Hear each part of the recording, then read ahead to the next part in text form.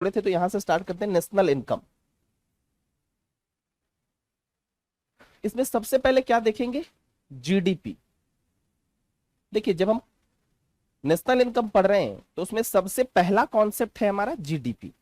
अब national income पढ़ते समय जीडीपी क्यों पढ़ते हैं, इस पर हम लोग आएंगे। जब नेशनल इनकम पे आएंगे तो समझ में आएगा कि जीडीपी से ही क्यों स्टार्ट किए। ठीक है, तो सबसे पहले कहीं पर भी आप जब चैप्टर नेशनल इनकम का खोलते होंगे तो उसमें जीडीपी पहले दिखता है। तो जीडीपी क्यों पढ़ते हैं इसके बारे में भी बात होगा। पहला क्या है, जीडीपी में 4 बातों को ध्यान में रखना है। प्रमुख 4 बातें क्या क्या है? पहला है वन फाइनेंशियल ईयर, एक वित्तीय वर्ष। ठीक, एक वित्तीय वर्ष, वन फाइनेंशियल ईयर। हम लोग हमेशा कैसे बोलते हैं 2021-22, 2020-21, ऐसा क्यों बोलते हैं? क्योंकि जो हमारा एक फाइनेंशियल ईयर होता है ना, वो अप्रैल से स्टार्ट होकर इस साल के अगले साल के मार्च तक जाता है। तो कहने का मतलब है कि 1 अप्रैल से स्टार्ट होकर अगर कोई चीज अगले साल के 31 मार्च तक जाएगी तो इसमें 2 साल आ गया। एक तो इस साल भी आ गया, मान लो 1 अप्रैल 2021 से स्टार्ट हुआ और अगले साल 31 मार्च 2022 हो गया, दोनों हो गया। तो इसीलिए हम कहते हैं 2021-22, क्योंकि जिस चीज की बात हम करते हैं ना, उसमें दोनों चीजें आती हैं। 21 वाली भी आती है, 1 अप्रैल से लेकर 31 दिसंबर, और 1 जनवरी से 31 मार्च तक अगला साल भी आता है। तो इसीलिए फाइनेंशियल ईयर में हम लोग हमेशा कहते हैं 2020-21, 2020-21 का बजट है, 2021-22 का है। इसीलिए कहते हैं क्योंकि जो हमारा वित्तीय वर्ष होता है उसमें दोनों चीजें आती है, इस साल वाली भी आती है और अगली साल वाला भी आती है, तो इसलिए दोनों है। तो ये 2021-22 है। तो जीडीपी जब पढ़ रहे हैं तो इसमें सबसे पहले जानेंगे one financial year. One financial year सबसे पहला, तो मतलब 1 अप्रैल से लेकर 31 मार्च तक जिस भी ईयर की बात कर रहे होंगे उसी ईयर का सोच लीजिए। मान लीजिए इस साल का सोच रहे हैं तो 1 अप्रैल 2021 से लेकर 31 मार्च 2022 तक। तो फाइनेंशियल ईयर कौन सा हुआ? 2021-22, 21 से स्टार्ट हुआ 22 तक गया। एक वित्तीय वर्ष में कहां पर पॉलिटिकल बाउंड्री, अब ये कहिएगा कि ये क्या होता है। आज तक हम लोग भारत का ज्योग्राफिकल बाउंड्री तो देखे थे भारत के मैप में, ये पॉलिटिकल बाउंड्री एक स्टेप उससे ऊपर है, आगे बात करेंगे। गुड्स एंड सर्विसेस, गुड्स और सर्विस। और चौथा क्या है? चौथा है फाइनल प्राइस, अंतिम मूल्य। अब ये क्या है इसके बारे में थोड़ा सा बात करना पड़ेगा। तो वन फाइनेंशियल ईयर तो आपको समझ में आ गया कि एक वित्तीय वर्ष है, ये एक वित्तीय वर्ष है। दूसरा क्या है? पॉलिटिकल बाउंड्री, हिंदी में कहेंगे तो राजनैतिक सीमा। तीसरा क्या है? वस्तु और सेवा। और चौथा क्या है? फाइनल प्राइस, अंतिम मूल्य। अब इस पहले वाले को तो पढ़ लिए, अब हम लोग पॉलिटिकल बाउंड्री समझते हैं कि क्या होता है। देखिए, मान लीजिए ये भारत है, मैप मेरा बहुत बढ़िया है तो इसलिए भारत बड़ा बढ़िया बनाए हैं। मान लीजिए ये भारत है, तो ये भारत आप जब देख रहे हैं तो इसकी जो सीमा है ये क्या है? ये तो एक ज्योग्राफिकल बाउंड्री हो गया भारत का, ये ज्योग्राफिकल बाउंड्री है, भौगोलिक सीमा है भारत की। जब ज्योग्राफिकल बाउंड्री में हम लोग, ये पॉलिटिकल बाउंड्री के अंदर ज्योग्राफिकल बाउंड्री तो आता ही है, इसके अलावा भी बहुत कुछ आता है। राजनीतिक सीमा के अंदर भौगोलिक सीमा तो आती ही है, इसके अलावा भी बहुत कुछ आती है। क्या आती है? जैसे मान लीजिए कि जो यहां पर मान लेते हैं कि समुद्र है, इधर बंगाल की खाड़ी है, इधर अरेबियन सी है, तो यहां पर 200 नॉटिकल माइल, 200 नॉटिकल माइल तक का जो एरिया है, वहां पर भी जो मान लेते हैं मछली मर रहा है, वहां पर मान लेते हैं कोई समुद्र का उत्पाद है, कोई ऐसा चीज मिल गया जो फायदेमंद है, कुछ ईंधन मिल गया, तो यहां पर भी कुछ मछली पालन होता है, कुछ ईंधन का विकास होता है, कुछ समुद्री उत्पाद है, वो भी पॉलिटिकल बाउंड्री में आती है। मतलब 200 नॉटिकल माइल तक की जो समुद्री रेखा है वो भी इसमें आती है। अब आप कहिएगा कि ये 200 नॉटिकल माइल क्या होता है, ये भी सवाल हो सकता है, ये नॉटिकल माइल क्या है। तो जिस प्रकार आप अपने हाइट को मेजर करते हैं इंच में, जिस प्रकार आप किसी चीज को मेजर करते हैं केजी में, 1 केजी आलू दे दो, उसी प्रकार जब समुद्र में जब मेजरमेंट किया जाता है तो उसको हम लोग नॉटिकल माइल बोलते हैं। सामान्य तौर पर हम लोग ऐसे क्या बोलते हैं, किलोमीटर, वहां क्या बोलते हैं, नॉटिकल माइल्स।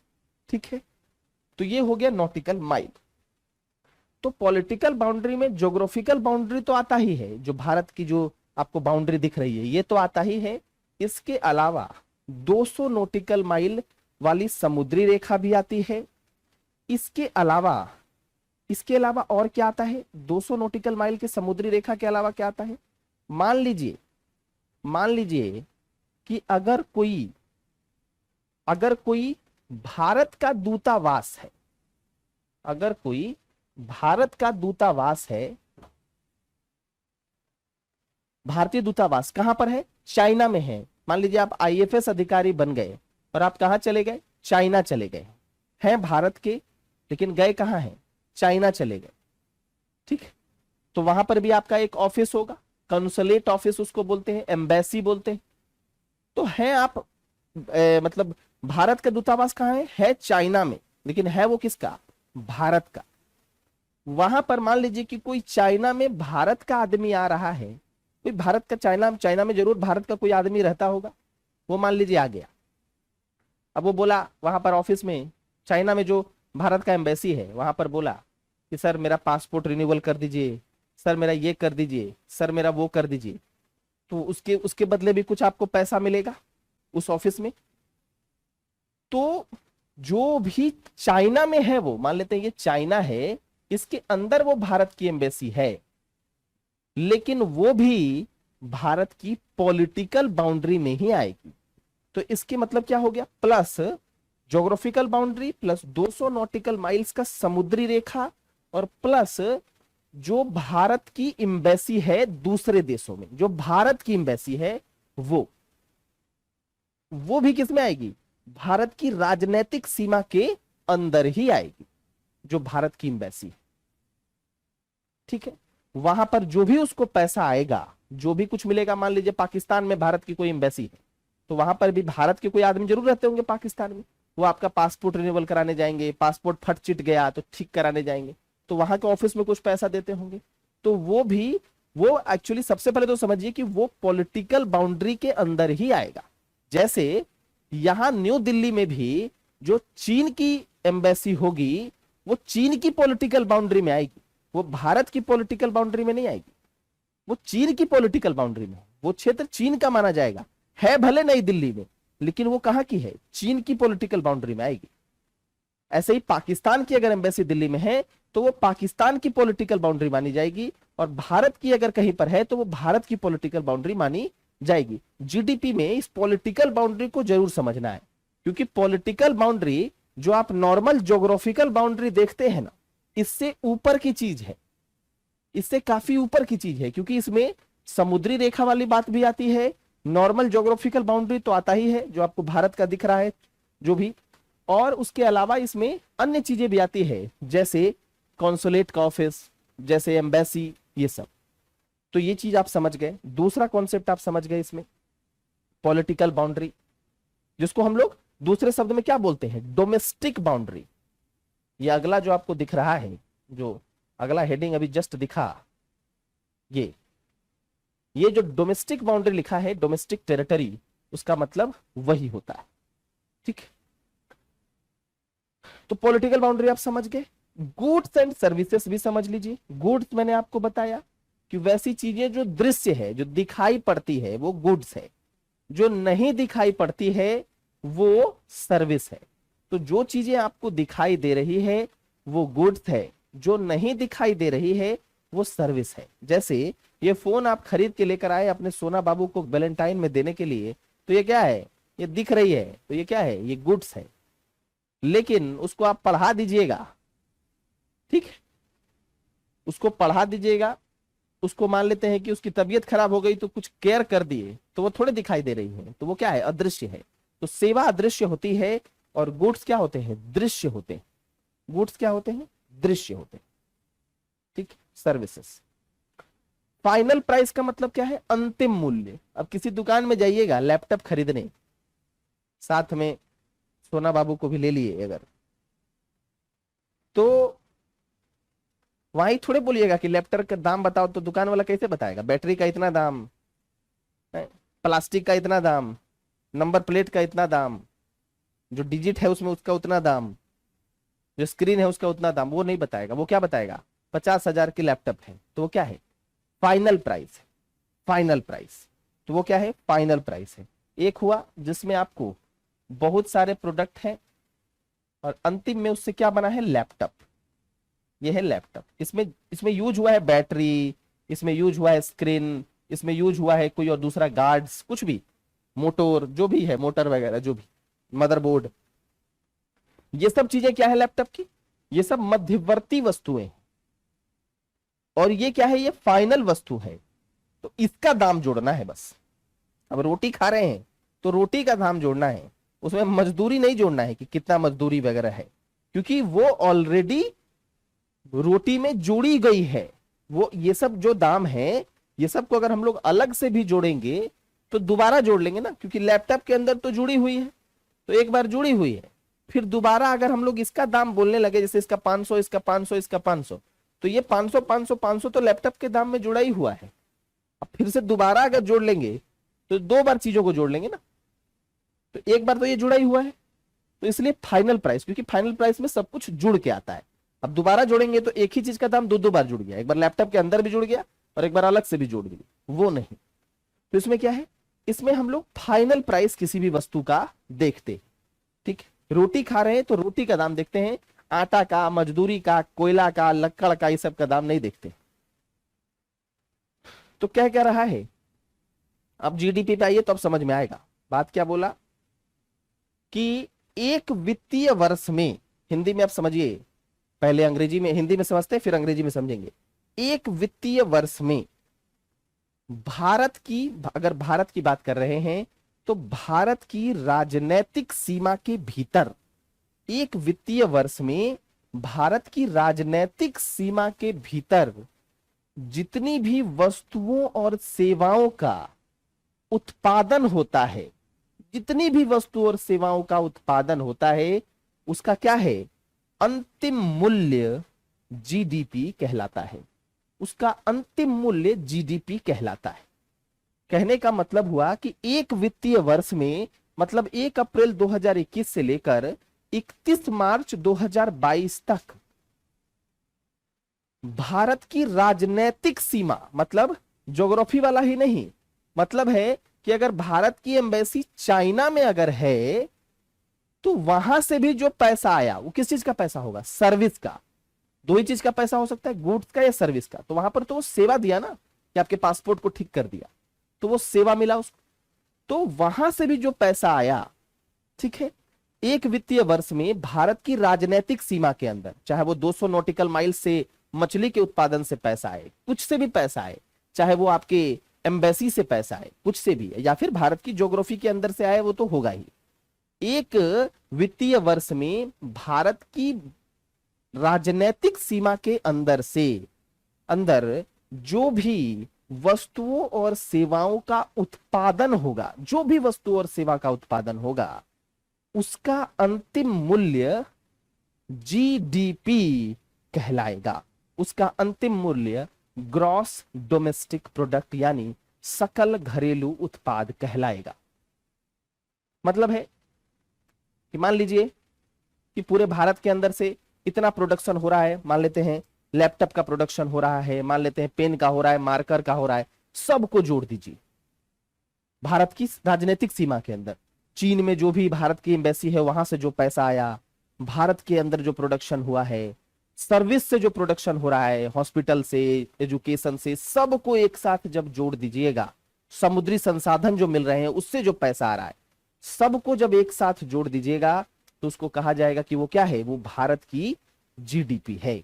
कब, एक वित्तीय वर्ष में। एक वित्तीय वर्ष में। ठीक है, एक वित्तीय वर्ष में। क्लियर है?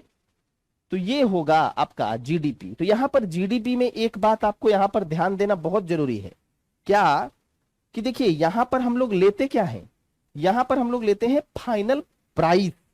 यहां उत्पादन नहीं लिया जा रहा है, यहां पर क्या लिया जा रहा है, उसका दाम। अभी नहीं कहिएगा कि 100 केजी उत्पादन हुआ, यहां उसका दाम लिया जा रहा है, यहां उसका दाम लिया जा रहा है। जब हम कहते हैं कि कृषि क्षेत्र का जीडीपी में, इसका मतलब क्या हुआ कि कृषि क्षेत्र का जीडीपी में योगदान, मतलब एक वित्तीय वर्ष में भारत की राजनीतिक सीमा के भीतर कृषि क्षेत्र ने कितना उत्पादन किया और उसका अंतिम मूल्य क्या है, वही जीडीपी है। तो वो कृषि क्षेत्र का जीडीपी हो गया। जब हम कहते हैं कि इंडस्ट्री का जीडीपी, मतलब एक वित्तीय वर्ष में भारत की राजनीतिक सीमा के भीतर सभी इंडस्ट्रीज ने जितना प्रोडक्शन किया, सबको जोड़ दिया जाए, उसका जो मूल्य निकलेगा, प्रोडक्शन नहीं, प्रोडक्शन का मूल्य, अब 1 केजी और 2 केजी नहीं, 2 केजी का मूल्य हो सकता है 200 रुपए हो, वो जब निकलेगा तो उसको क्या कहेंगे, उसको कहेंगे कि इंडस्ट्री सेक्टर का इतना जीडीपी है, कृषि सेक्टर का इतना है, और तीनों को जब जोड़ेंगे तो फुल जीडीपी आ जाएगा। तो जीडीपी में एक बात ध्यान देना है, यहां पर फाइनल प्राइस है पहला चीज, और दूसरा चीज मैंने आपको क्या बताया, यहां पर कहीं भी मैंने नागरिकता की बात नहीं की। मतलब ये नहीं कहा कि जो भी उत्पादन हो रहा है वो के द्वारा ही होना चाहिए, ये नहीं कहा है।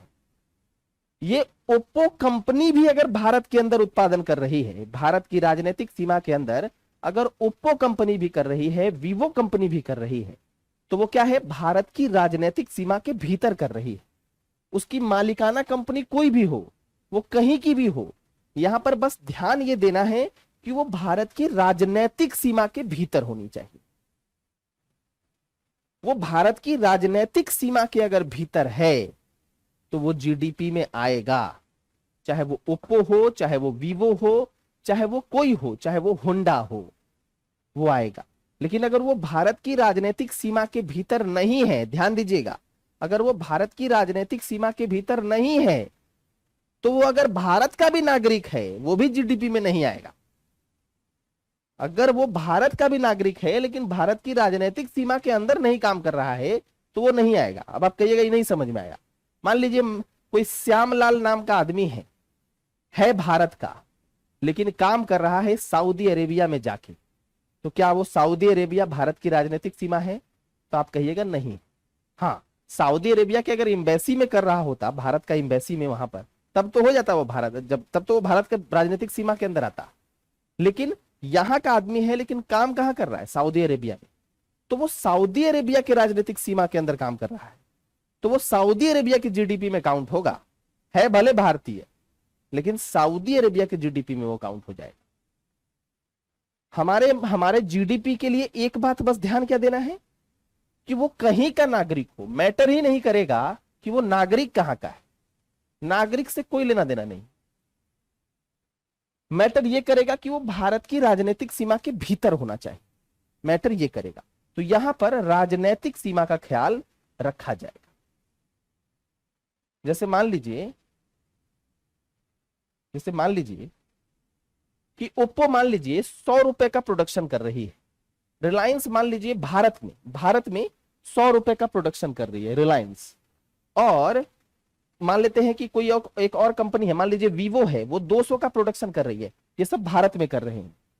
एक चौथा आदमी है श्यामलाल, वो है भारत का, ये भारत का है, ये नागरिक है भारत का, लेकिन ये काम कहां कर रहा है, दक्षिण अफ्रीका में जाके, और वहां से ये 50 रुपए का प्रोडक्शन कर रहा है। तो जीडीपी जब निकालिएगा तो ये जुड़ेगा, क्योंकि ये तीनों भारत के अंदर है, भारत के अंदर कर रहे, कंपनी कोई भी हो, चाइना की हो, फ्रांस की हो, मैटर नहीं है, लेकिन ये भारत की सीमा के अंदर कर रहे हैं। और जीडीपी में क्या देखा जाता है, सीमा, ये बताया मैंने, नागरिकता नहीं देखी जाती। तो ये 200, 300, 400, भारत की जीडीपी क्या बोलेंगे आप, 400, इसको आप जीडीपी में नहीं जोड़ेंगे क्योंकि ये भारत की राजनीतिक सीमा के भीतर नहीं हो रहा है, इसको आप जीडीपी में नहीं जोड़ेंगे। इसको किस में जोड़ेंगे उस पे आएंगे, यहां नहीं जोड़ेंगे। तो समझ में आ गया, जीडीपी का ताल्लुक इससे है ही नहीं कि आप कहां के हैं। जीडीपी का ताल्लुक बस इससे है कि आप भारत के राजनीतिक सीमा के भीतर उत्पादन कर रहे हैं कि नहीं। अगर कर रहे हैं तो ठीक है, नहीं कर रहे हैं तो आप नहीं जोड़े जाएंगे जीडीपी। ठीक है,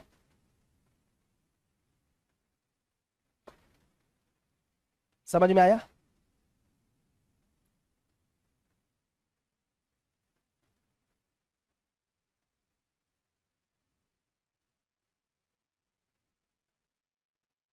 सब क्लियर करेंगे, आपके जीवन के सभी पक्षों को क्लियर कर देंगे। जीडीपी, जीएनपी, बेपरवाह बालक, टेंशन ना लो, पूरा अच्छे से जीएनपी क्लियर होगा। धैर्य बरतो बस। जीडीपी हो गया ना, जीएनपी की बात बता दिए हैं, बस थोड़ा धैर्य लो। जीवन में धैर्य रहेगा तो सब कुछ मिलेगा, पैसा रुपया शादी ब्याह भी होगा। ठीक है, चलिए, भी हो गया। तो ये जीडीपी हो गया। तो जीडीपी ध्यान दे दिए हम लोग। जीडीपी में क्या जुड़ता है, ओप्पो भी जुड़ता है, बढ़िया से लिख दे रहा हूं, वीवो भी जुड़ता है, धीरू भाई भी जुड़ते हैं, श्यामलाल नहीं जुड़ता है। काहे है इंडियन, काम कहाँ करता है, साउथ अफ्रीका जाके, तो थोड़े जुड़ेगा। तो साउथ अफ्रीका वाला जोड़ेंगे उसको, हम लोग थोड़े जोड़ेंगे। साउथ अफ्रीका में जाओगे तो वही ना जोड़ेंगे। तो ये जीडीपी में जिसको मैं व्हाइट कर रहा हूं वो जीडीपी में नहीं जुड़ता है। दिखता है कि नहीं, दिख रहा है ना, हाँ दिख रहा है। अब आ जाइए जीएनपी में। देखिए नाम से ही स्पष्ट है, जीडीपी और जीएनपी में क्लियर कट एक चीज। जीएनपी में क्या है, national gross national product. Hindi में अगर मैं नहीं बता पाया तो दिक्कत नहीं है, लेकिन बता देता हूं, शुद्ध घरेलू उत्पाद इसको कहते हैं। शुद्ध घरेलू उत्पाद क्या बोलते हैं, सकल घरेलू उत्पाद, इसको कहते हैं सकल घरेलू उत्पाद। बड़ा हिंदी वाला नाम बड़ा कठिन है। इसको क्या कहते हैं, सकल राष्ट्रीय उत्पाद।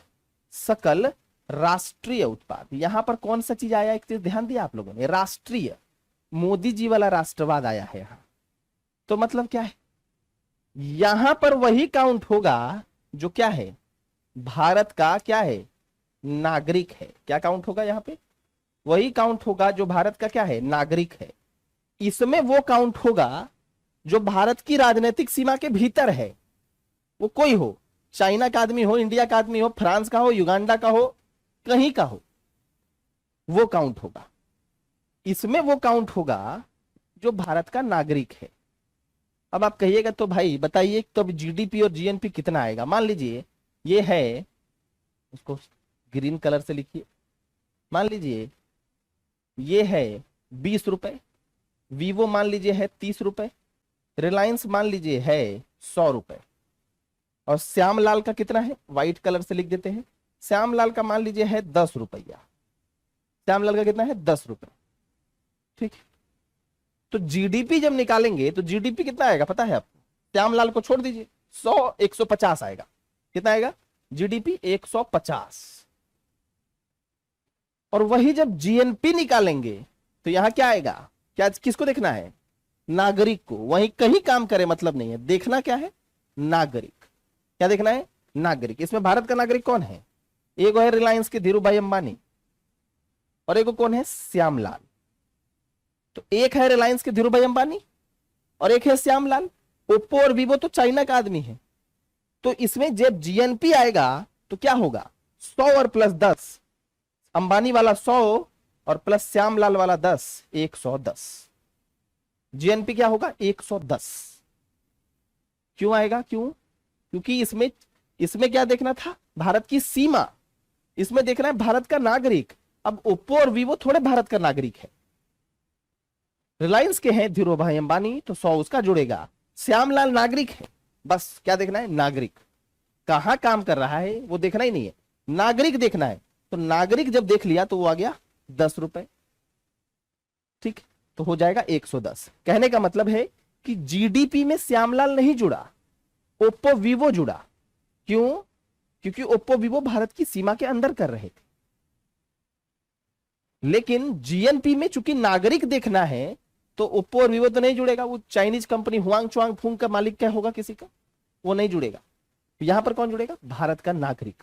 वो कहीं काम करे मैटर नहीं करता है, कहीं भी काम करेगा वो मैटर नहीं करेगा, वो भारत का नागरिक होना चाहिए, वो जीएनपी में जुड़ेगा, वो जीएनपी में जुड़ जाएगा। अब इसका फॉर्मूला बताएंगे तो और क्लियर हो जाएगा। ये फॉर्मूला तो मैंने यहां जोड़ जाड़ दिया तो आपको समझ में आ रहा है, एक फॉर्मूला है छोटा सा, वो समझ में आ जाएगा इसी से, ठीक है। अब देखिए फॉर्मूला अगर निकालना चाहते हैं तो कैसे निकालिएगा। मान लीजिए आपके पास क्या है, आपके पास तो जीडीपी है, आपके पास तो जीडीपी है ना भाई। अब जीडीपी से जीएनपी पे पहुंचना है, जीडीपी से जीएनपी पे पहुंचना है, मतलब इस 150 से 110 पे आना है। कैसे आइएगा, अब देखिए जीडीपी में क्या जुड़ा हुआ है, ओप्पो और वीवो, इस दोनों को घटा दीजिए क्योंकि ये जीएनपी में तो लगता नहीं है, और श्यामलाल इसमें नहीं जुड़ा हुआ है, इसको जोड़ दीजिए। ओप्पो और वीवो चूंकि भारत के नागरिक नहीं है, जीडीपी में तो आपने जोड़ लिया था इनको क्योंकि वो भारत की सीमा के अंदर कर रहे थे, तो जीडीपी निकालते समय तो आपने इनको तीनों को जोड़ा, तो इन तीनों में से इन दोनों को हटा दीजिए, और इनको नहीं जोड़ा था श्यामलाल को, इसको जोड़ दीजिए, इसको जोड़ दीजिए। जीडीपी जब निकाल रहे थे तो इसको भी जोड़ा था, इसको भी जोड़ा था, इसको भी जोड़ा था। अब हमको जीएनपी पे जाना है, तो जीएनपी पे तो केवल उसी को ना लीजिएगा जो भारत का नागरिक होगा, तो इन दोनों को घटा दीजिए, मतलब 150 में से ये 50 घटा दीजिए क्योंकि ये दोनों भारत के नागरिक तो है नहीं, जीडीपी में आपने जोड़ रखा था, तो 150 में से 50 घटा दिया तो 110, इस कितना बच गया, 100 बच गया, और श्यामलाल को जोड़ा ही नहीं, श्यामलाल को जोड़ दीजिए सीधा सीधा। जो विदेशी वाले लोग हैं, कहने का मतलब है कि जीडीपी में चूंकि भारत वाले लोग भी जोड़े जाते हैं, विदेशी भी जोड़ा जाता है, तो विदेशी वाले को घटा दीजिए, और जो भारत का लोग बाहर है जो नहीं जोड़ा गया उसको जोड़ दीजिए, तो वो जीएनपी निकल जाएगा। सीधा सीधी एक फॉर्मूला है इसके लिए, क्या है, जीएनपी जब निकालना हो तो जीडीपी प्लस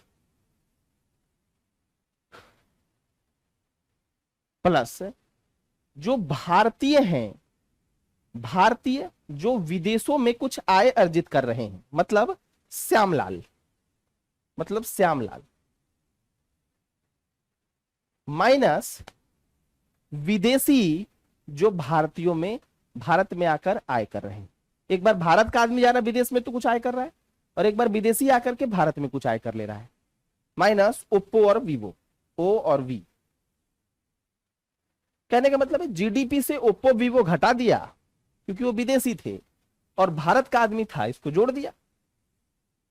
सीधा सीधी नागरिकता तभी तो निकलेगा, जो बाहर के आदमी है उसको घटा दीजिए और जो अपना आदमी है उसको ले आइए।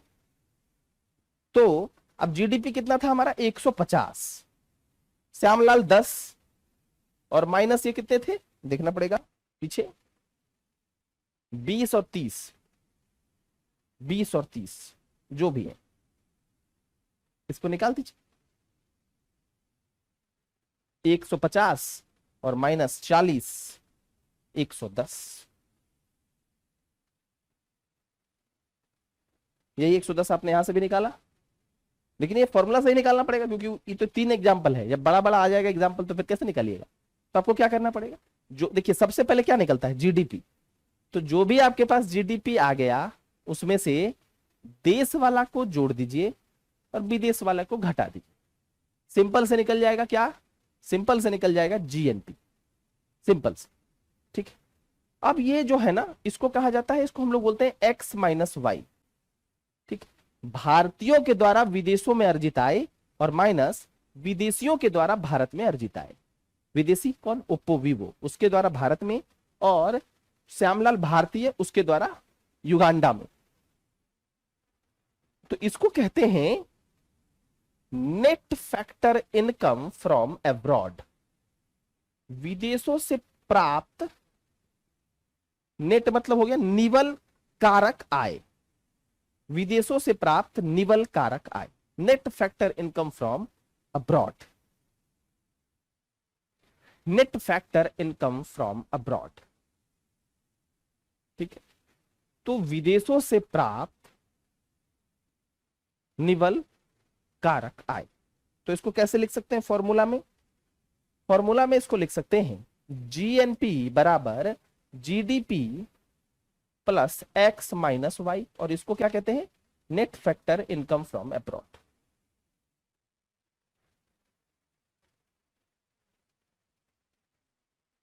अब एक बात सोचिए आप, अब दो तरह की अर्थव्यवस्था होती है, एक खुली एक बंद होती है ना।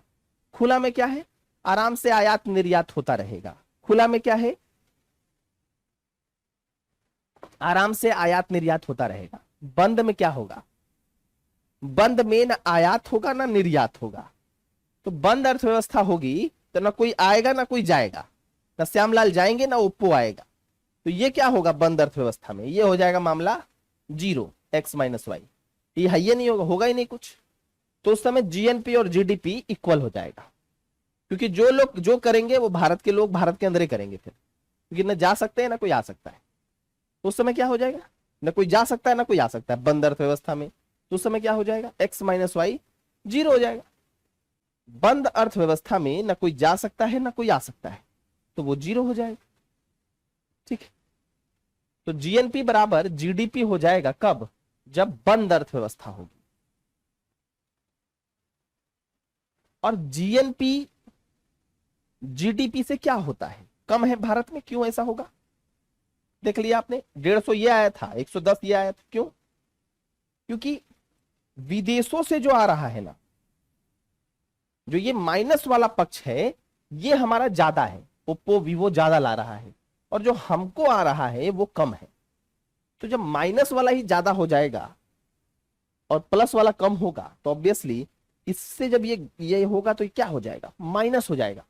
समझ रहे हैं आप बात, ये मान लो 10 है, ये मान लो -30 है, तो ये 10 -30 क्या हो गया, -20। तो जीडीपी से -20 घट जाएगा, माइनस वाला ज्यादा, तो ये पूरे वैल्यू को ही कम कर देगा मैथमेटिक्स में।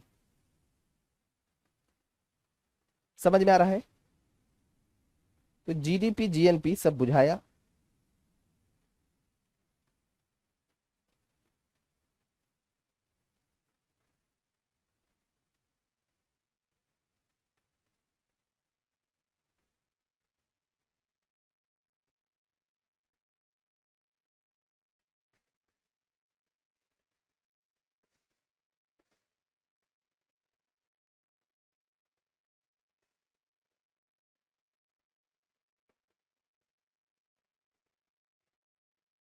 हो गया ना, चलिए बढ़िया बात। तो जीडीपी जीएनपी जब समझ में आया, उसके आगे की भी चीजें समझ में आएंगी।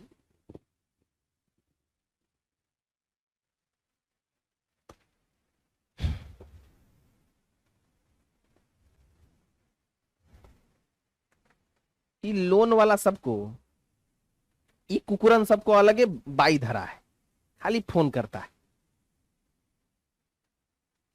ये लोग अलग लोन दिलाएगा सब।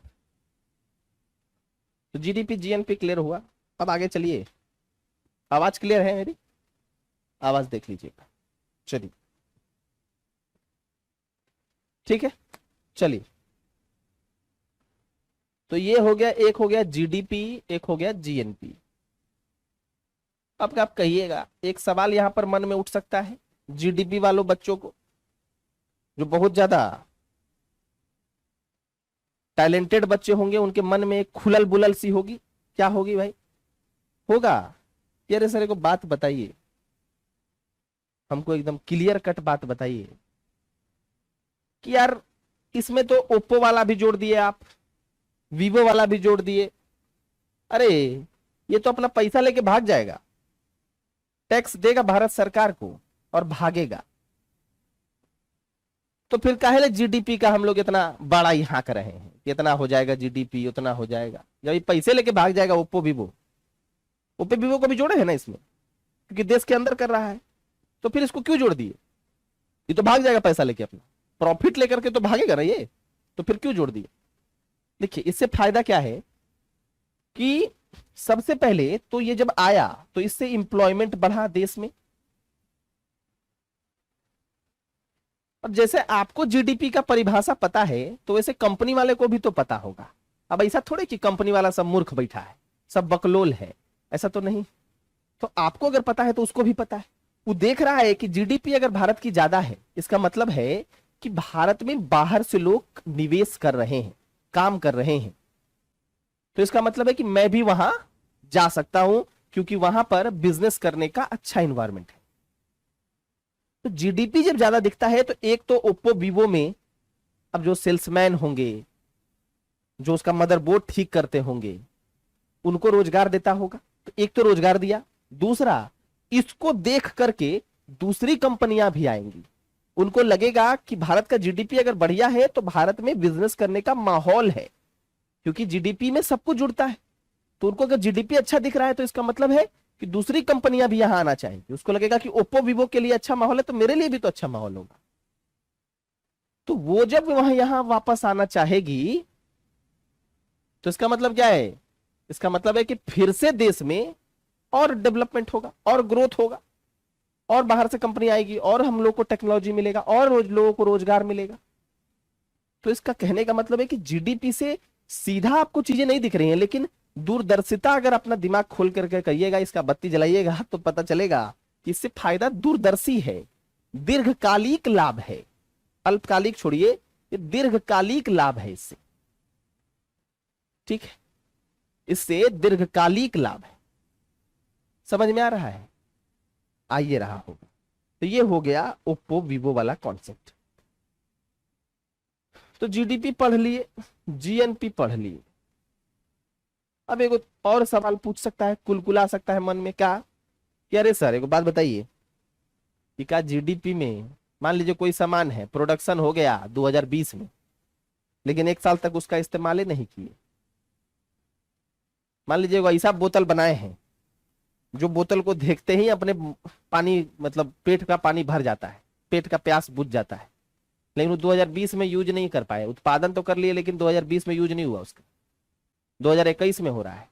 उत्पादन किस साल हुआ है? 2020 में। प्रोडक्शन हो गया लेकिन इस्तेमाल कब हुआ? 2021 में। तब क्या होगा, किस में जुड़ेगा? 2020 वाले जीडीपी में कि 2021 वाले में? तो जिस साल उत्पादन होगा उसी में जुड़ेगा, 2020 में जुड़ेगा वो। ठीक है, जिस साल उत्पादन होगा उसी साल जुड़ेगा। तो ये हो गया जीडीपी जीएनपी का जो भी मन में व्याकुलाहट होगी, जो भी सवाल होंगे उससे रिलेटेड बातें। अब आ जाइए दूसरी चीजों पर। अब जीडीपी से हम लोग कहां जाएंगे? थोड़ा सा और एक अच्छा चीज पे चलते हैं। मान लीजिए कि कोई सामान का प्रोडक्शन हुआ, अब 10 गो फोन बना तो कुछ टूट फाट भांग भी तो जाएगा। किसी को कुछ कचक गया, कोई कुछ टूट गया, कुछ खराब हो गया। ठीक, तो इसमें डिप्रिसिएशन भी होगा, मूल्यह्रास जिसको कहते हैं। तो जीडीपी से जब हम लोग मूल्यह्रास को घटा देंगे तो क्या बन जाएंगे? एनडीपी, नेट डोमेस्टिक प्रोडक्ट, निवल राष्ट्रीय उत्पाद। कुछ चीज टूट गया, कुछ चीज फूट गया, कुछ चीज कट गया। प्रोडक्शन कर रहे हैं तो थोड़े है कि 500 पीस का प्रोडक्शन हो रहा है तो सब 500 पीस का प्रोडक्शन सही हुआ होगा। गड़बड़ा भी गया होगा, कुछ टूट टट गया, कुछ घिस भी गया, मशीनों की घिसावट भी हो गई। तो उसको जब माइनस कर देंगे आप जीडीपी से तो क्या बन जाएगा? एनडीपी। और जीएनपी से जब मूल्यह्रास को आप माइनस कर देंगे तो क्या बन जाएगा? एनएनपी। एनएनपी मतलब है कि जैसे ही मूल्यह्रास माइनस हो रहा है वैसे ही ये जी किस में कन्वर्ट हो जा रहा है? एन में। और ये वाला भी जी किस में कन्वर्ट हो जा रहा है? एन में। तो अगर फॉर्मूला लिखना हो तो क्या बोलेंगे?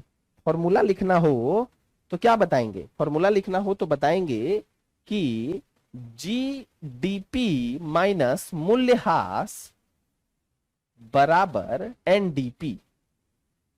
सीधा ये जी जो है वो एन में कन्वर्ट हो गया, और जीएनपी माइनस मूल्यह्रास is equal to NNP.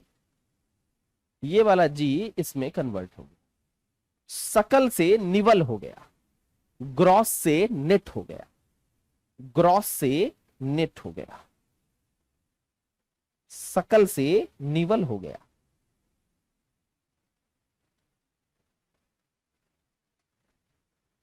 Gross से नेट हो गया। ठीक है, कॉन्सेप्ट क्लियर है? चलो आगे बढ़े। चलिए बढ़िया है। जो जो लिखा हुआ है नोट्स के रूप में आप लोग का काम आएगा, पीडीएफ दे देंगे अगर तो पूछो तो बुझाएगा ही जब लेक्चर देखिएगा तो। अब बात उठती है कि भाई सब कुछ तो बता दिए, सब कुछ बता दिए, लेकिन यही नहीं बताया कि राम की पत्नी कौन थी। पूरा रामायण का कहानी बता दिए, पूरा चैटिंग कर लिए, लेकिन पता ही नहीं है कि कौन किससे बात कर रहा है। तो अब थोड़ा सा नेशनल इनकम भी समझना जरूरी है कि क्या है। थोड़ा सा 1 मिनट के लिए और कुछ समझ लेंगे, फिर नेशनल इनकम समझेंगे। मैंने बताया था उत्पादन करने के लिए 4 चीजें चाहिए। कोई कंपनी खोला है, किसने? वरुण कुमार ने। और उस कंपनी को खोला तो क्या चीज चाहिए? लैंड चाहिए, लेबर चाहिए। अब कोई कोई कहेगा कि पत्नी भी चाहिए। पत्नी नहीं चाहिए कंपनी खोलने में, लैंड चाहिए, लेबर चाहिए, कैपिटल चाहिए, और लैंड, लेबर, कैपिटल और एंटरप्रेन्योरशिप चाहिए। 4 चीज चाहिए। तो कोई भी चीज का उत्पादन जब आप करते हैं, पेन का उत्पादन मान लीजिए मैं कर रहा हूं, तो मैं ये चारों चीज का कॉस्ट उस पेन में तो जोड़ूंगा, क्योंकि मेरा चारों चीज मेरा लग रहा है, लागत है मेरी। उत्पादन में लागत है ना, सब में। लैंड में कुछ पैसा लगा है, कुछ पैसा मेरा खर्च हुआ, इन्वेस्टमेंट हुई, कुछ लेबर में लगेगा, कुछ एंटरप्रेन्योरशिप में लगेगा, तो चारों में लगेगा। तो कुछ ना कुछ पैसा तो लगेगा रे मेरे बड़े भाई। तो अब इसके बाद मैंने निकाला कि ये जिससे मैं लिख रहा हूं, इस मार्कर का दाम मान लो मार्कर का दाम है 100 रुपया। ये मैंने निकाला। तो आप लोगों से बहुत लोगों के मन में ये सवाल होगा, ये पेन का दाम कितना है? पी लिख दो, नहीं तो बाद में एम से गड़बड़ा जाएगा। पी का दाम, पेन का दाम कितना है? 100 रुपया। तो मन में बहुत व्याकुलता से सवाल होगा कि सर हम लोग को तो 100 रुपया में नहीं मिलते। अरे तो हम लोग को थोड़े मिलता है 100 रुपया, हम लोग को तो और कुछ देना पड़ेगा। ये उसका लागत है। बोलता है ना हमको पोसाई नहीं पड़ रहा है, मेरा लागते आप लोग, हम लागते पे बेच रहे हैं, दुकान वाला कहता है। तो ये उसका लागत है, ये मेरा लागत है, मेरी कंपनी है, तो मेरा लागत है 100 रुपया। अब सरकार कुछ सब्सिडी दे दी तब अलग बात है। उत्पादन करते समय मान लीजिए कुछ सब्सिडी मिल गया तब अलग चीज है। वैसे लागते है 100 रुपया। तो ये मार्केट प्राइस नहीं है, इसको क्या कहते हैं हम लोग? फैक्टर कॉस्ट, कारक लागत। मतलब उत्पादन के जो चारों फैक्टर हैं, इसका कॉस्ट कितना है? तो एक पेन का इसका कॉस्ट है 10 रुपया। उत्पादन के जो चारों कारक हैं, मतलब चारों फैक्टर है, उसका कॉस्ट कितना है? तो वो 10 रुपया है। लेकिन सॉरी 100 रुपया है। तो क्या 100 रुपये में पेन मिलेगा? नहीं। अब आ जाइए कि इस पेन का दाम मिलेगा कितना, बाजार में कितना मिलेगा? तो इस पे क्या लगेगा? टैक्स लगेगा। और जैसा मैंने कहा कि कुछ सब्सिडी अगर दिया गया है तो सब्सिडी भी सरकार उसमें माइनस कर दीजिए। कुछ टैक्स लगा, 100 पे मान लेते हैं 10 रुपए टैक्स लगा, तो 110 हुआ पेन का दाम। और सब्सिडी मिला है कुछ सरकार की तरफ से, तो मान लीजिए कि 2 रुपया का सब्सिडी मिल गया, तो 108 रुपया दाम हो गया। कुछ सब्सिडी भी मिल गया, 10 माइनस 2, तो 108 रुपया पेन का दाम हो गया। तो ये 108 रुपया क्या है? ये है मार्केट प्राइस। ये क्या है? Market price. तो फैक्टर कॉस्ट और मार्केट प्राइस में टैक्स और सब्सिडी का जोड़ घटावा शामिल है। मार्केट प्राइस मतलब जिस पे आप खरीदेंगे तो उस पे कुछ टैक्स लगेगा, कुछ सब्सिडी दे दी सरकार तो फायदे हो गए आप। तो 110 के जगह 108 में हो गया काम, 2 रुपया सब्सिडी मिल गया।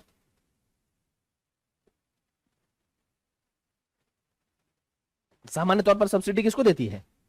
उत्पादक को, मतलब कंपनी वाले को, हमको देगी, आप लोग को नहीं देगी सामान्य तौर पर। तो अगर मैं कहूं एक फॉर्मूला बना दूं बड़ा आसानी से, तो कह सकता हूं क्या कि market price is equal two factor cost plus tax minus subsidy. कह सकता हूं क्या? मतलब मार्केट प्राइस कितना था? 108 बराबर 100 ये था, 10 ये था और -8 ये था, यही तो हुआ, यही तो लिखा। 10 था मतलब -8 नहीं, -2 था ये, यही तो हुआ। 100 + 10 - 2, यही था। क्लियर है? कॉन्सेप्ट क्लियर होना चाहिए, जरूरी ये है। तो मार्केट प्राइस बराबर factor cost plus tax minus subsidy. Market price में, मार्केट प्राइस में जो बाजार मूल्य है, बाजार लागत है, बाजार कॉस्ट है, उसमें टैक्स जुड़ेगा, सब्सिडी घट जाएगा। सीधी सीधी बात, जो आपका लागत है वो तो रहेगा ही रहेगा, लेकिन उसमें टैक्स और सब्सिडी घट बढ़ जाएगा, जो भी होना है। तो जीडीपी जो हम निकालते हैं वो क्या निकालते हैं? अंतिम मूल्य। जीडीपी में हम अंतिम मूल्य निकालते हैं। अंतिम मूल्य क्या हुआ? बाजार मूल्य। अंतिम मूल्य क्या हुआ? बाजार मूल्य। ठीक है, तो जीडीपी में हम क्या निकालते हैं? अंतिम मूल्य, मतलब बाजार मूल्य। परिभाषा में पढ़ा ना, एक वर्ष में भारत की राजनीतिक सीमा के भीतर उत्पादित कुल वस्तुओं एवं सेवाओं का अंतिम मूल्य। अंतिम मूल्य मतलब मार्केट प्राइस। इसमें अगर हमने मूल्यह्रास माइनस कर दिया तो क्या बन गया? GNP, NDP, sorry NDP. ठीक, NDP at market price. Clear है? इसमें हम लोगों ने प्लस x - y जोड़ दिया था, तो क्या मिला था हमको? जीएनपी मतलब NFIA, net factor income from abroad जोड़ दिया था, तो हमको जीएनपी मिल गया था। तो ये भी हो गया मार्केट प्राइस पे। जब सब मार्केट प्राइस पे निकल रहा है, सब कुछ मार्केट प्राइस पे निकलेगा। और इसके बाद अगर आप इसमें से मूल्यह्रास माइनस कर देंगे तो क्या निकलेगा? NNP eight market price. NNP eight market price. ठीक है, अब देखिए, मान लीजिए इसको ले लीजिए, net national product eight market price. Net national product eight market price. ठीक, अब आइए इसको लेकर के घूमते हैं थोड़ा सा। तो net national product eight market price मतलब निवल राष्ट्रीय उत्पाद बाजार मूल्य पर। यही हुआ मतलब। आवाज क्लियर है ना? निवल राष्ट्रीय उत्पाद बाजार मूल्य पर। ठीक है, चलिए, तो इसमें हम क्या बोल सकते हैं? ये कह सकते हैं क्या कि NNP eight factor cost plus tax minus subsidy. हमने क्या किया? मार्केट प्राइस को फैक्टर कॉस्ट में बदल दिया। तो एनएनपी एमपी बराबर NNP FC plus tax minus subsidy. अभी फॉर्मूला बताया था, मार्केट प्राइस बराबर factor cost plus tax minus subsidy. ये अभी फॉर्मूला बताया है। ये मार्केट प्राइस था, तो इसको बस क्या किया हम लोगों ने? इसको फैक्टर कॉस्ट में कन्वर्ट कर दिया, एनएनपी को। तो एनएनपी एमपी बराबर NNP FC plus tax minus subsidy. हमको क्या चाहिए? हमको चाहिए इसका वैल्यू। सीधा सीधी बता रहे हैं, एकदम घुमा फिरा के नहीं, इसका वैल्यू चाहिए। तो क्या होगा? उधर आरएचएस है, इधर एलएचएस है, बायां हाथ वाला है, उधर दायां हाथ वाला। इन्हें ले आइए सबको, क्या हो जाएगा? इधर ले आइएगा तो एनएनपी एमपी माइनस टैक्स, ये प्लस टैक्स इधर रहेगा तो माइनस हो जाएगा, और प्लस सब्सिडी बराबर क्या होगा? NNP FC. एनएनपी एफसी, तो इसको क्या कहिएगा? इसको क्या कहिएगा रे भाई? इसको कहिएगा जो आपका एनएनपीएफसी आया है, ये वाला जो है, जो ये है एनएनपीएफसी जो है, इसको क्या कहिएगा? एनएनपीएफसी को आप कहिएगा राष्ट्रीय आय, नेशनल इनकम। क्या कहिएगा? जो एनएनपीएफसी आया इसको क्या कहिएगा? National income. तो national income is nothing net national product at factor cost, कारक लागत पर निवल राष्ट्रीय उत्पाद है। कारक लागत पर निवल राष्ट्रीय उत्पाद राष्ट्रीय आय है। समझ में आया? समझ में आ गया। अब थोड़ा इस पे आइए, जो हम लोगों ने एक डायग्राम बनाया था, ये वाला। मतलब जीडीपी एमपी से क्या निकला? जीएनपी निकला, जीएनपी से एनएनपी निकला, तभी तो निकला। सबसे पहले क्या आता है हमारे पास, जीडीपी। तो जीडीपी से ये निकला और इससे ये निकला, डायरेक्टली तो यहां नहीं गया। जीडीपी से जीएनपी निकालिएगा, जीएनपी से एनएनपी निकालिएगा, एनएनपी के बाद एनएनपी फैक्टर कॉस्ट निकलेगा। एनएनपी फैक्टर कॉस्ट के लिए एनएनपी एमपी प्लस टैक्स, जो भी सब्सिडी जोड़ना है घटाना है करना है, जो फॉर्मूला भी आया, माइनस टैक्स प्लस सब्सिडी। इसके बाद हमको क्या चाहिए था, एनएनपी एफसी फैक्टर कॉस्ट। तो मार्केट प्राइस से फैक्टर कॉस्ट में जाने का तरीका क्या है, मार्केट प्राइस से फैक्टर कॉस्ट पे आना है। तो एमपी बराबर होता है factor cost plus tax minus subsidy. तो फैक्टर कॉस्ट बराबर MP minus tax plus subsidy. चले जाएंगे फॉर्मूला से। ये जो है इसको कहते हैं नेशनल इनकम। क्लियर है। अब देखिए, तो अब आप कहिएगा कि यार सीधा आप यही बता देते हमको कि राष्ट्रीय आय यही होता है एनएनपीएफसी। इतना घुमा के पहले जीडीपी पढ़ाए, फिर जीएनपी पढ़ाए, फिर हैना पढ़ाए, फिर तैना पढ़ाए, तो इससे फायदा क्या मिला, इससे फायदा ये मिला कि बिना जीडीपी आए एनएनपी एमपी निकलेगा ही नहीं। तो जीडीपी तो सबसे पहले जानना पड़ेगा, जीडीपी निकलेगा, फिर हम ये करेंगे तो ये निकलेगा, फिर हम ये करेंगे तो ये निकलेगा, मूल्यह्रास घटाएंगे तो, फिर हम इसके बाद इसमें टैक्स सब्सिडी करेंगे तब हमको ये मिलेगा। तो इसीलिए जब भी राष्ट्रीय आय का चैप्टर होता है तो उस समय हम लोग क्या देखते हैं, जब भी राष्ट्रीय आय के चैप्टर को देखते हैं ना, तो हमको सबसे पहले जीडीपी से स्टार्ट दिखता है। क्योंकि जीडीपी के बिना ना हम ये निकाल सकते, ना ये निकाल सकते, ना ये निकलेगा। जीडीपी के बिना ना हम ये निकाल पाएंगे और ना ही हम ये निकाल पाएंगे। ये जब निकलेगा ही नहीं तो क्या निकलेगा, कुछ नहीं।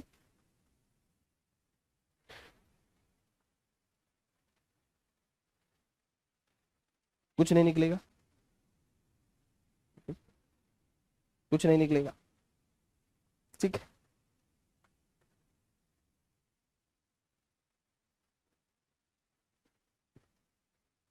तो ये वाली बात जो है, इसी के लिए जीडीपी पहले जरूरी है और उसके बाद हम लोग कुछ कर सकते हैं, उसके बाद ही कुछ कर पाएंगे। तो इसलिए सबसे पहले हमने क्या निकाला, जीडीपी निकाला, फिर उसके बाद जीएनपी निकला, फिर एनएनपी निकला, और तब जाकर के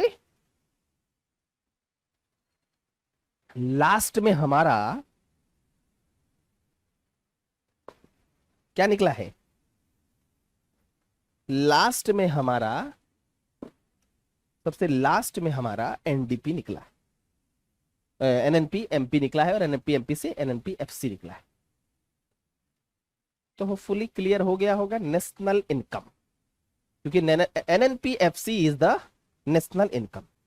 तो पूरे राष्ट्र की आय है ये, पूरे राष्ट्र की आय। अब किसी भी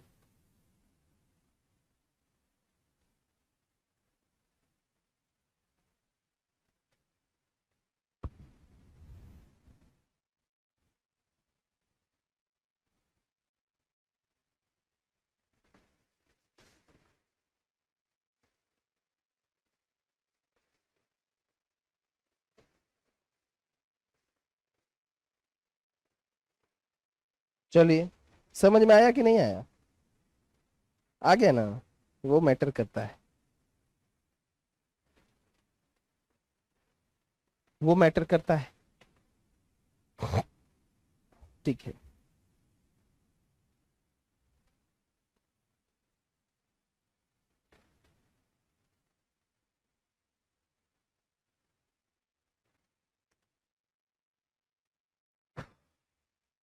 चलिए, तो हम लोगों ने इतना कुछ देख लिया।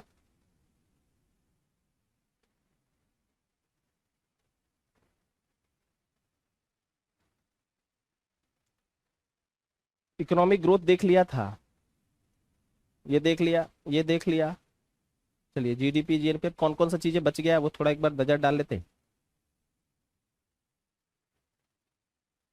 डोमेस्टिक टेरिटरी देख लिया, net factor income from abroad देख लिया, पर कैपिटा इनकम।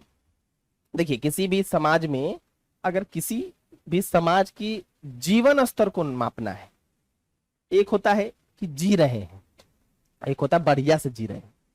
तो जीवन स्तर को नापना है ना, तो पर कैपिटा इनकम देखना होगा। मान लीजिए भारत बहुत बड़ा है, तो नेशनल इनकम तो आपको बहुत बड़ा दिखेगा, लेकिन हो सकता है कि पर कैपिटा इनकम कम दिखेगा। यूरोपियन देशों का क्या होता है, उनका जनसंख्या कम है, जनसंख्या कम होता है तो पर कैपिटा इनकम ज्यादा दिखता है। कैसे दिखता है, ये दिखता है, देखिए पर कैपिटा इनकम बराबर क्या होता है, नेशनल इनकम जो निकाले आपने, राष्ट्र का पूरा इनकम, पूरा राष्ट्र का इनकम निकाल दीजिए। अब एक आदमी का इनकम निकालना है, मान लीजिए 6 आदमी है घर में, 1200 रुपया आता है। तो अगर आपसे कोई पूछेगा एक आदमी का कितना इनकम है, तो क्या करिएगा, टोटल जो आपको 1200 रुपया आया डिवाइडेड क्या करिएगा, 6 करिएगा। तो मतलब टोटल जो इनकम है उसको आप अपना टोटल घर के आदमी से डिवाइड कर दीजिएगा। तो 1200/6 तो 200 बता दीजिएगा। तो वैसा ही यहां पर जब पूरा देश का निकालेंगे तो पूरा देश का इनकम लेंगे। जैसा घर का 1200 था तो यहां पूरा देश का लेंगे, और जब घर में 6 आदमी थे तो यहां पर पूरा देश का जनसंख्या लेना होगा। तो यहां क्या कहेंगे, पॉपुलेशन। अब क्या है, मान लीजिए इसको बढ़ाना है, तो कैसे बढ़ा सकते हैं, मैथमेटिक्स के हिसाब से कैसे बढ़ेगा ये अगर बढ़ेगा तब जब ये बढ़ेगा, या फिर ये तब बढ़ेगा जब ये क्या होगा, ये क्या होगा, कम होगा।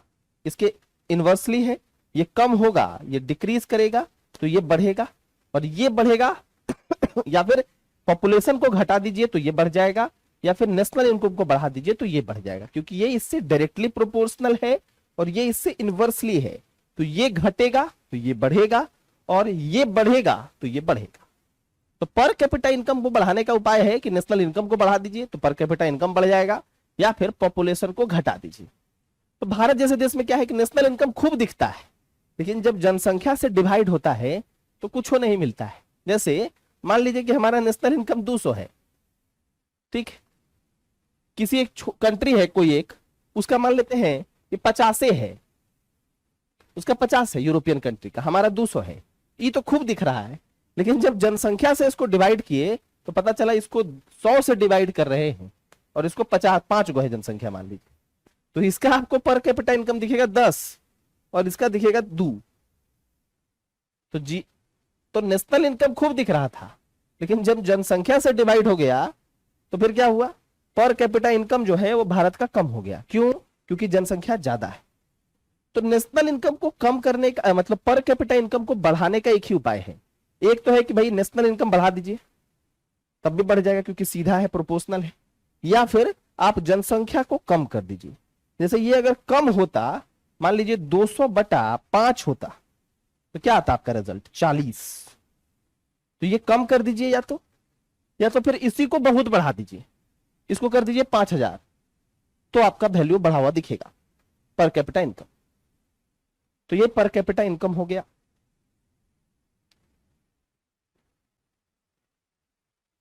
अब एक कॉन्सेप्ट है, फिर उसके बाद नेशनल इनकम अकाउंटिंग तो सिंपल सी चीज है। नेशनल इनकम अकाउंटिंग एक कॉन्सेप्ट है, उस कॉन्सेप्ट को सबसे पहले हम लोग समझने का प्रयास करते हैं। यहां तक में कोई डाउट है?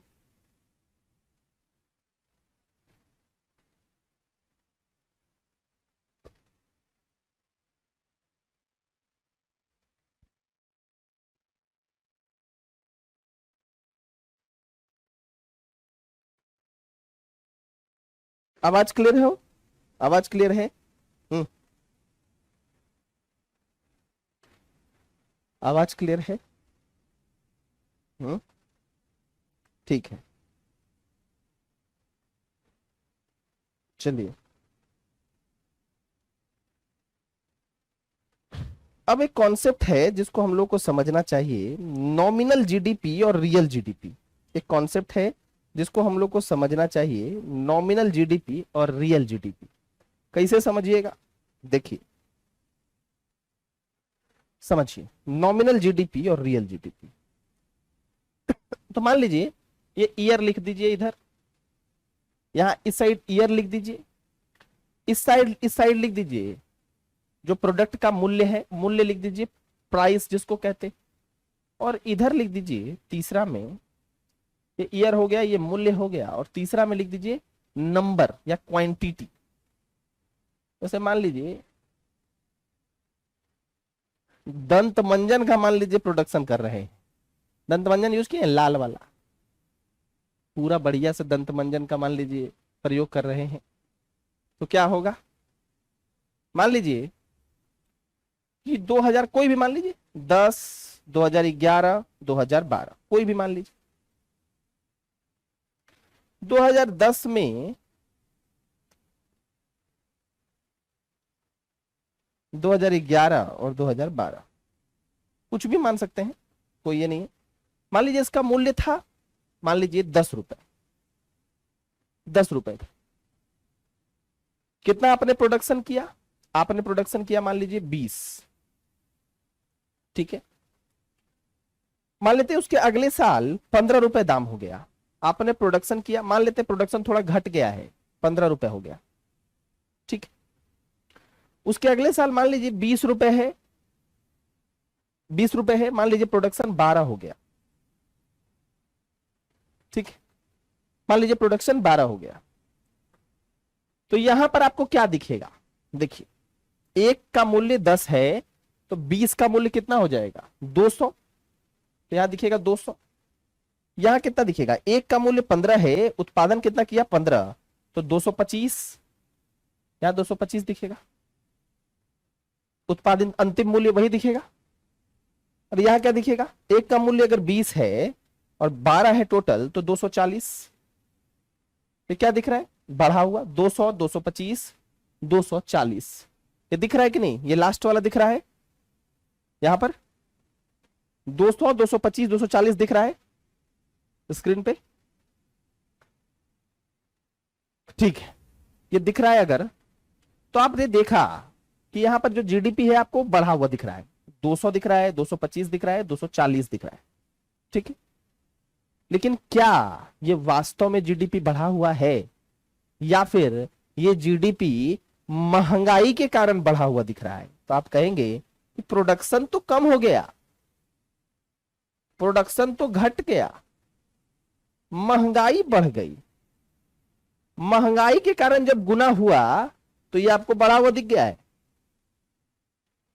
महंगाई के कारण जब ये गुना हो गया ना, तो ये बढ़ा हुआ दिख रहा है, क्योंकि चीजें महंगी हो गई, प्रोडक्शन भले कम हो गया।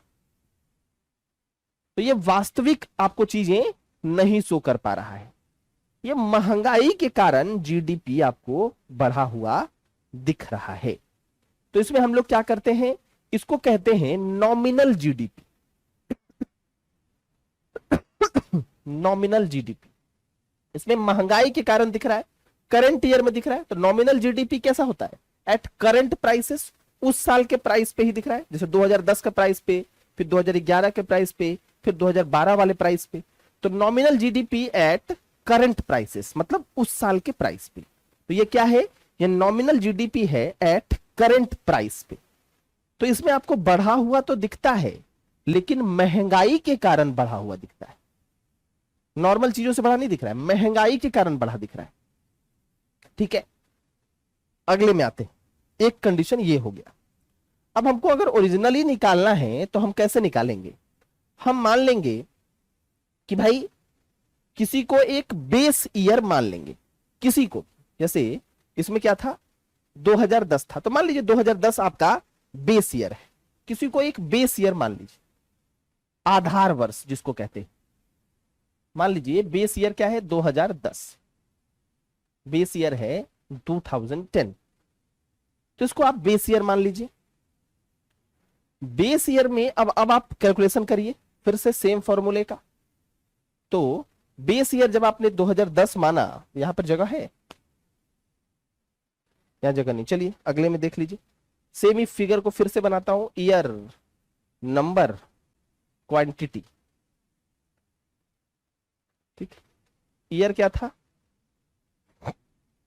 नंबर मतलब, सॉरी नंबर नहीं, वैल्यू या फिर प्राइस, ये प्राइस था ना। ईयर क्या है? 2010, 2011 और 2012, ऐसा ही था।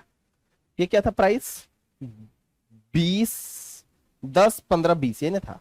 10, 15 और 20 था।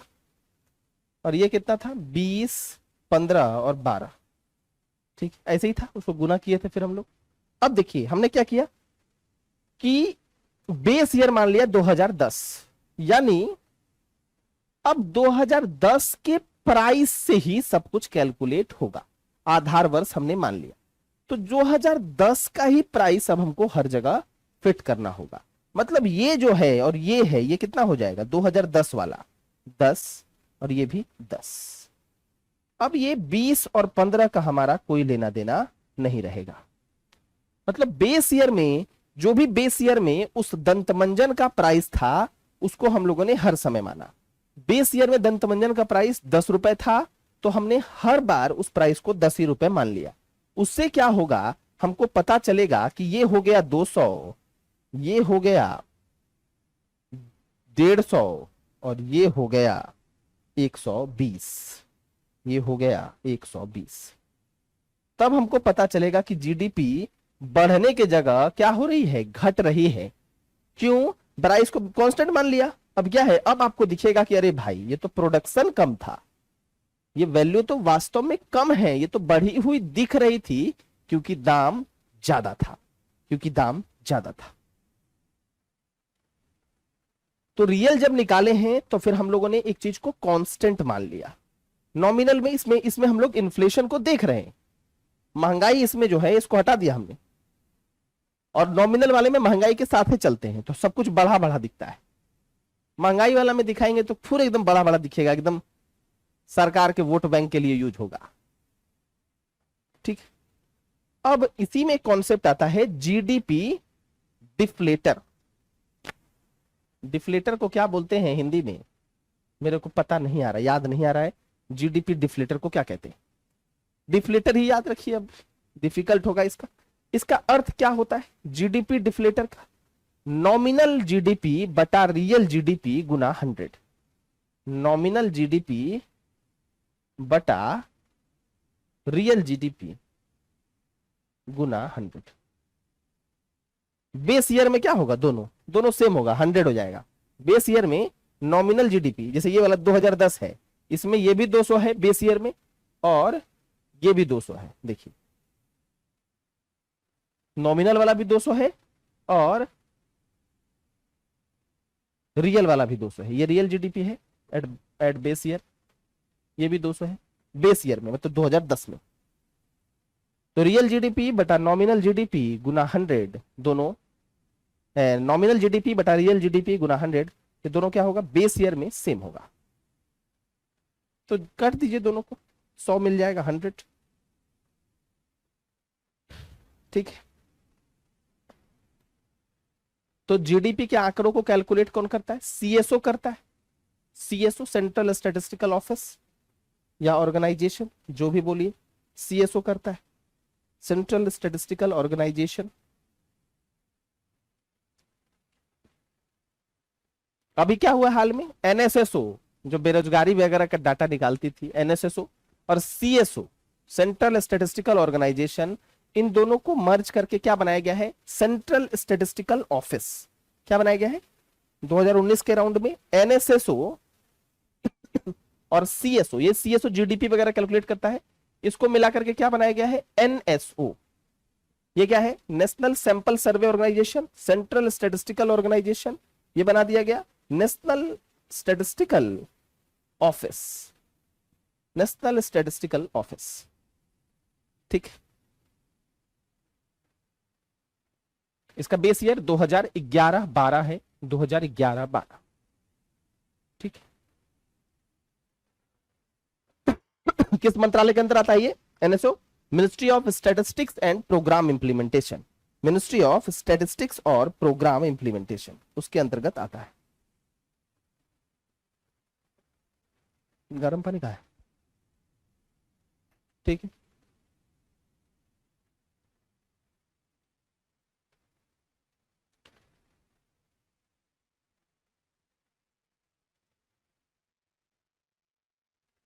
नहीं समझे, 25 कैसे करें प्लीज एक्सप्लेन।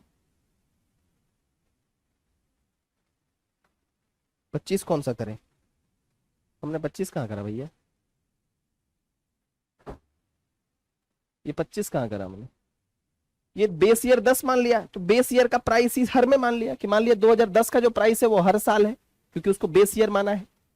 तो यहां पर ये 10 10 हो गया, ये 20 15 12 हो गया, इसको गुना कर दिया ना, क्वांटिटी इंटू प्राइस ही तो जीडीपी निकलेगा ना, टोटल मूल्य निकलता है।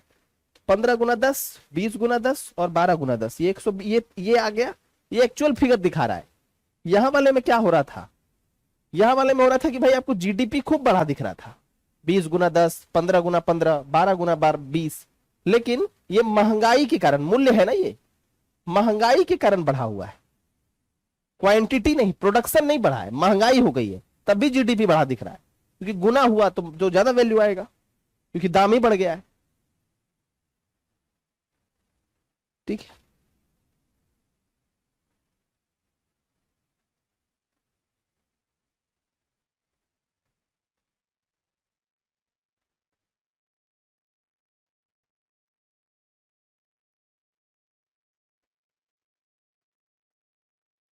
चलिए। अरे स्लोली स्लोली नहीं समझाएंगे, बहुत लोग को समझ में नहीं भी तो आएगा ना। ठीक है, तो ये हो गया आपका जीडीपी।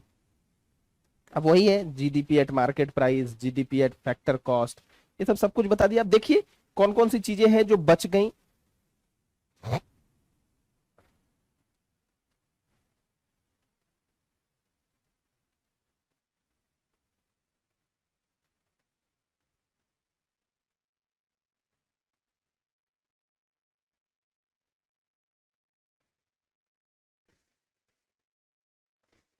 नेट फैक्टर इनकम बता दिया आपको, पर कैपिटा इनकम बता दिया, नेशनल इनकम अकाउंटिंग, तो राष्ट्रीय आय का लेखांकन। इससे क्या होगा, राष्ट्रीय आय का लेखांकन रहेगा, पूरा लेखा जोखा रहेगा, तो सरकार आराम से कोई नीति निर्माण कर सकेगी, आराम से जिनको जो जरूरत है, जो योजनाएं उसको लानी है वो ला पाएगी।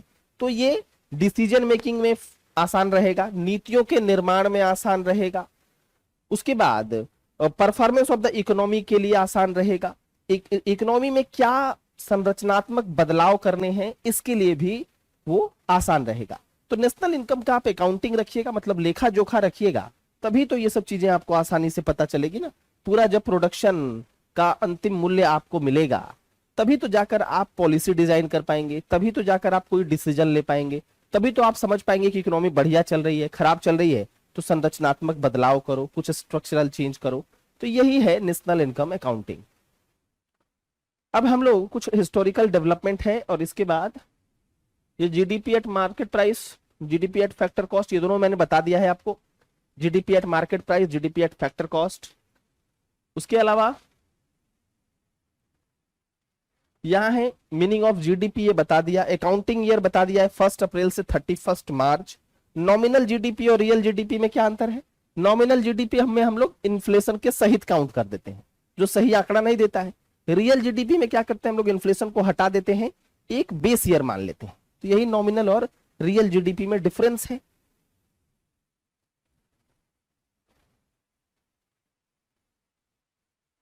हिस्टोरिकल डेवलपमेंट्स थोड़ा सा देख लेते हैं। देखिए 1867-68, ये दिख रहा होगा तो ठीक है, नहीं तो मैं बगल में तो लिख ही दे रहा हूं।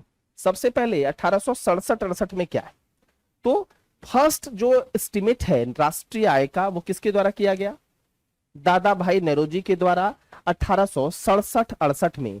किस बुक में किया गया है, poverty and un British rule in India. उसमें सर्वप्रथम दादा भाई नौरोजी के द्वारा नेशनल इनकम का, मतलब राष्ट्रीय आय का कॉन्सेप्ट दिया गया सबसे पहले। कब, 1867-68 में। 1931-32 में पहली बार प्रोफेसर वी के आर बी राव के द्वारा वैज्ञानिक एस्टिमेट दिया गया राष्ट्रीय आय का, मतलब वैज्ञानिक तरीके से जो आकलन होता है ना, वो वी के आर बी राव के द्वारा 1931-32 में किया गया। हालांकि आजादी के समय, आजादी से पहले 1867-68 में दादा भाई नेरोजी ने अपने book poverty and un British rule in India में इसका वर्णन कर चुके थे, लेकिन वैज्ञानिक आकलन वी के आर वी राव ने किया है। Ministry of government of India ने कब एस्टिमेट किया है, आजादी के बाद, ऑब्वियसली, तभी भारत सरकार बनी। 1948-49 में एस्टिमेट किया नेशनल इनकम को पहली बार 1948-49 में। किस मंत्रालय के अधीन, मिनिस्ट्री ऑफ कॉमर्स, वाणिज्य मंत्रालय के अधीन।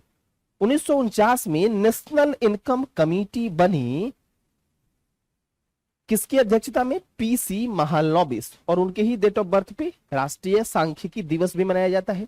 PC Mahalanobis, PC Mahalanobis. ठीक, तो ये हो गया, ये हमने पूरा पढ़ा दिया आपको।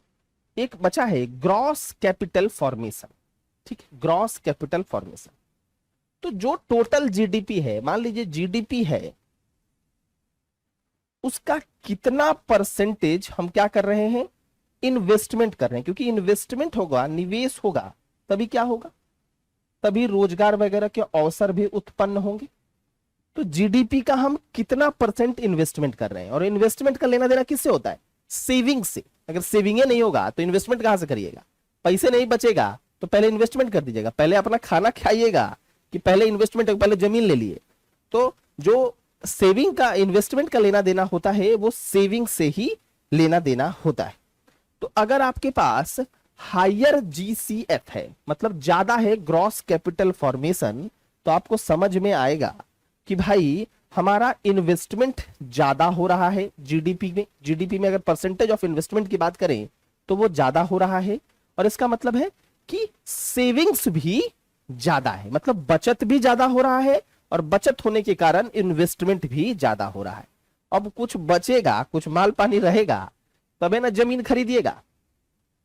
और सोना बाबू को वो कंपनी बैठा करके दे दीजिएगा कि चलो यार तुम्हें वो कंपनी चलाओ फैशन डिजाइनिंग वाला, ऐसा ही थोड़े दे दीजिएगा, फ्री में दे दीजिएगा। उसके लिए क्या चाहिए? उसके लिए सेविंग चाहिए। तो अगर जीडीपी, अगर जीसीएफ ज्यादा है, ग्रॉस कैपिटल फॉर्मेशन, इसका मतलब है कि आपने सेविंग्स ज्यादा की और आपने इन्वेस्टमेंट ज्यादा की, और उसके कारण कैपिटल फॉर्मेशन ज्यादा हुआ। ज्यादा इन्वेस्टमेंट के कारण ज्यादा कैपिटल फॉर्मेशन हुआ, और ज्यादा कैपिटल जैसे ही फॉर्मेशन होगा, बड़ी बड़ी मशीनें लगेंगी, बड़े बड़े कंपनियां लगेंगी, तो क्या होगा? वैसे ही इंप्लॉयमेंट का अवसर बढ़ेगा। तो जीसीएफ ज्यादा का यही कॉन्सेप्ट है। ठीक है,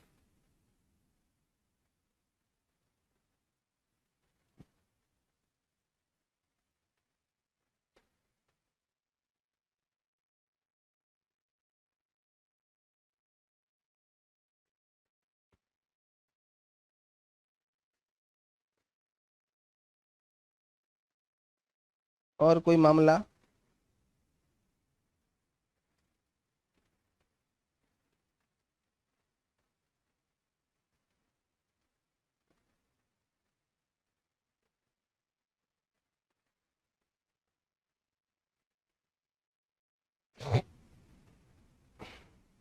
सब सो रहा है क्या आज?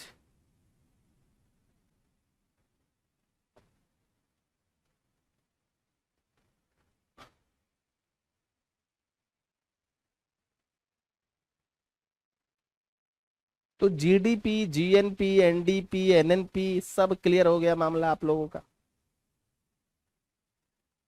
रियल जीडीपी, जीडीपी डिफ्लेटर, सब क्लियर हो गया? और कुछ बचा हो तो बताइए।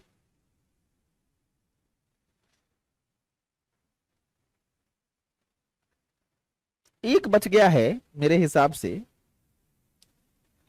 एक तो होता है मौद्रिक आय, जो आपका मॉनेटरी इनकम होता है। एक होता है पर्सनल डिस्पोजेबल इनकम। तो देखिए, एक होता है मौद्रिक आय, जो पूरा टैक्स सहित आया, मान लीजिए 5 लाख रुपया आया जिसमें टैक्स वैक्स जमा नहीं हुआ है, ये आपका इनकम है, मौद्रिक इनकम है। लेकिन उसके बाद जब टैक्स वैक्स माइनस कर दिए, तबे ना उसको खर्च करिएगा। अब टैक्स सहित थोड़े खर्चा करिएगा। सरकार को दे दिए मान लीजिए 30%, 5 लाख का मान लीजिए, तो 1.5 लाख रुपए दे दिए, 3.5 लाख रुपया बचा है। अब 3.5 लाख रुपया जब बचा, वही आपका क्या है? व्यय योग्य आय है, पर्सनल डिस्पोजेबल इनकम, प्रयोज्य आय हिंदी में कहते हैं, पर्सनल डिस्पोजेबल इनकम, पीडीआई। तो पीडीआई क्या है? पीडीआई का मतलब हुआ कि वैसा आय जिसको आप व्यय कर सकते हैं। तो वो आय कौन सा होता है? आपका जो रियल इनकम है, रियल इनकम मतलब जो मौद्रिक आय है, उसमें से आपने टैक्स माइनस कर दिया, जो सरकार को आपने पे किया है। तो उसको आप क्या बोलते हैं? उसको आप कहते हैं व्यय योग्य आय, व्यय योग्य आय। ठीक है।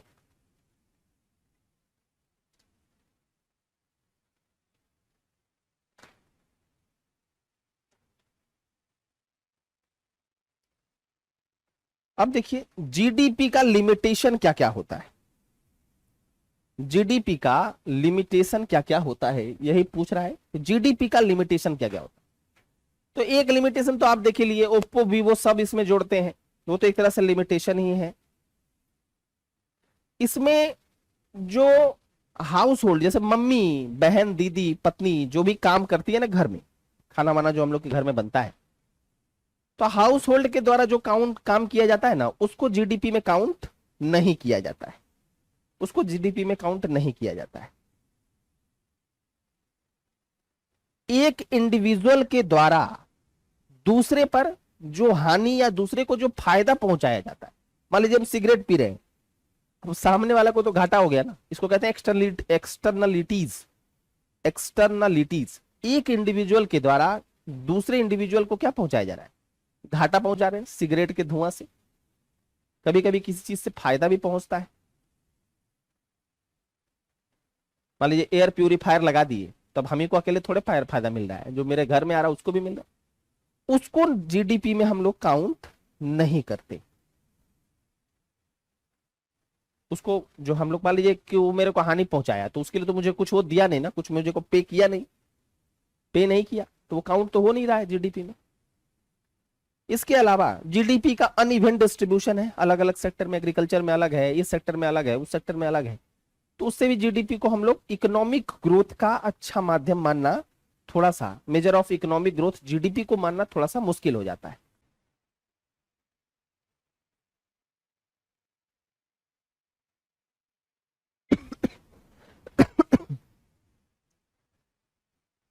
ये देखिए बीपीएससी कॉम्बैट टारगेट 67 है, जो बीपीएससी लेकर आप लोगों के लिए आया है।